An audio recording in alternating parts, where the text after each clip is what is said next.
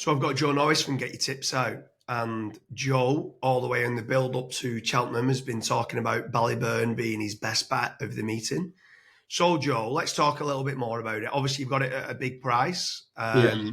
3-1, 7-2 in places back then. I think now he's pretty much going to be even money, whichever race he goes for.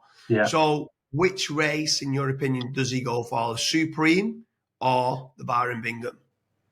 So obviously, he's won his last two now. After he got beat by Firefox on Hurdle's debut. For me, I thought he looked so much more comfortable going up in trip at Leopardstown, and then last time he obviously dropped back to 2 miles, but he was ridden off the front. But I still hold the opinion that he's going to be better over 2.5 miles. So I still want to see him in the Byron Bingham rather than the Supreme. Now, I do think they were leaning towards the Supreme right up until Tullyhill won. As soon as Tullyhill won impressively, that horse has only got one entry, which is the Supreme. It's obviously a stablemate to Ballyburn. And now I do feel like they've switched back to the Byron Bingham and they're leading towards that race, which will obviously be joy to my ears. So, here's a question for you. Yeah. Ballyburn, if he runs in the Byron Bingham, do you think he wins? Yeah. All right. The next question. If he runs in the Supreme, do you think he wins? I think he probably does get away with it and probably does win. But you think he's better over the 2.5 miles, not the 2 miles? Better over 2.5, and I don't think you're getting. There's no value in his price. Like, it's completely gone now for the Supreme. Yeah. So, I mean, it would be a nightmare scenario for me, because I would almost feel like I've got to take him on in the Supreme from a price perspective. But that would be horrible, because obviously I've had a lot of potential in this horse all along, so it'd be horrible to go against him. But it does all come down to price at the end of the day, and I think if he's going to go off like odds on for whatever race he goes for, I think. Yeah. So it'll be a hard decision. I don't want to commit either way at the moment, but yeah, I mean, I just hope he goes for the fingers crossed. Hopefully he goes for the 2.5. Yeah. You've got the big price. He wins. You Cheltenham, that goes in. Yeah, that's the plan. Getyourtipsout fans are jumping in joy. Yeah.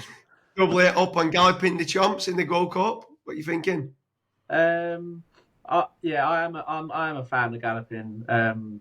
Obviously went over to Dublin to watch him beat Fast or Slow. He was impressive, I thought. I just think he's hard to pick any holes in. To be honest, I'll stick with my views. When me and you did that video a couple of months back, I still think Jerry Colombe's going to run a big race. Yeah. But on the subject then of Ballyburn, if you've got one other horse that you can double up with Ballyburn at the Cheltenham Festival, who are you doubling it up with? Who's your second? Who's your next best, you think, for the Cheltenham Festival 2024? Well, it won't be my next best, just because of the price. It's going to be too short. But if I was just wanting to double up Ballyburn, I think I'd go with El Fabiolo in the Champion Chase. Right. Okay. I think that's the horse to double. You're an absolute lover of Willie Mullins, are you? I know. Well, you've got to be, haven't you, with the results last few years. Crazy. But yeah, we'll be doing like an ACCA for the week. We're going to post that soon. So I mean, we don't really know when we're going to find out where Ballyburn's going to run. That's the issue. So we might not be able to include him in it. But I suppose it all depends on the weather as well. And that's why Willie Mullins is just going to take his time and make a decision as late as possible. Yeah, for sure. So let us know what your thoughts are.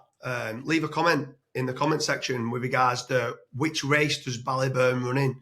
Which race do you think he's got a better chance of winning? And have you got Ballyburn in any of your anti-post bets for Cheltenham Festival 2024?